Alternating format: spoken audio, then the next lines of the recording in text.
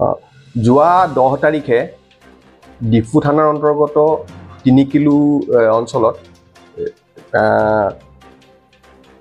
হুকুৰি টিচপি নামৰ এগৰাকী যুৱতীক প্ৰায় ৰাতি 1:07 কোনোবা দুৰ্বৃত্তই গুলি কৰি তেখেতক প্ৰাণহানি কৰে আৰু তাৰ পিছে পিছে মই আৰু আমাৰ এডিশ্যনেল এছ পি ক্ৰাইম আৰু আমাৰ গোটেই দিছপুৰ থানাৰ যি টিম আছে ডিফু থানাৰ যি টিম আছে আমি উপস্থিত হওঁ প্ৰায় 2:30 বজাত আৰু তাৰপিছত আমি তদন্ত আৰম্ভ কৰোঁ আমি আমাৰ টেকনিক্যাল সাপোৰ্ট আৰু আমাৰ তদন্তৰ কালত আমি প্ৰথমতে দুজন যুৱকক আমি কৰায়ত্ব কৰোঁ তেওঁলোক হ'ল মুকৰাং তেৰাং আৰু ৰাংচিনাথ ৰংপি তেখেত দুজনক আমি প্ৰথমতে কৰায়ত্ব কৰাৰ পিছত তেওঁলোকক আমি ফুটপোষ্ট কৰাৰ পিছত আৰু এজন ব্যক্তিক আমি যোৱা নিশা আমি কৰায়ত্ব কৰোঁ তেখেতৰ নাম প্ৰবীণ ৰংপি আৰু তিনিজনকে আমি কৰায়ত্ব কৰাৰ পিছত আমি যোৱাকালি ফুটপোষ্ট কৰাৰ পিছত বিতং তথ্যটো আমি গম পাওঁ মুকৰাম নামৰ ব্যক্তিজনে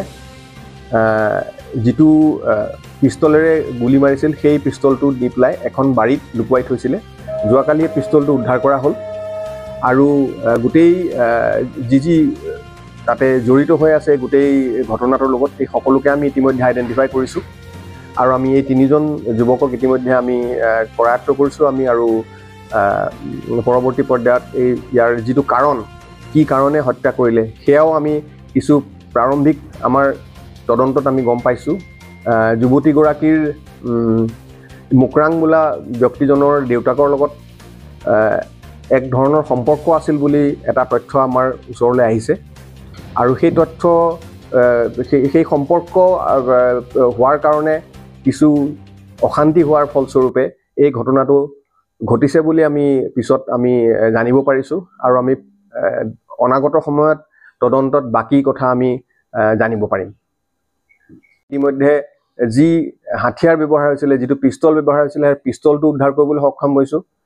আৰু দুইজাই মিছফায়াৰ্ড গুলিও আমি লগতে উদ্ধাৰ কৰিবলৈ সক্ষম হৈছোঁ যিটো কথা ইতিমধ্যে আমাক এজন একিউজডে আগতে কৈছে যে দুটা ৰাউণ্ড মিছ হৈছিলে সেই দুটা ৰাউণ্ডো আমি উদ্ধাৰ কৰিবলৈ সক্ষম হৈছোঁ আৰু ঘটনাস্থলীৰ পৰা আমি যিটো ৰাউণ্ড ফায়াৰ হৈছিলে সেই ৰাউণ্ডৰ এমটি কেছো আমি ইতিমধ্যে উদ্ধাৰ কৰিবলৈ সক্ষম হৈছোঁ মানে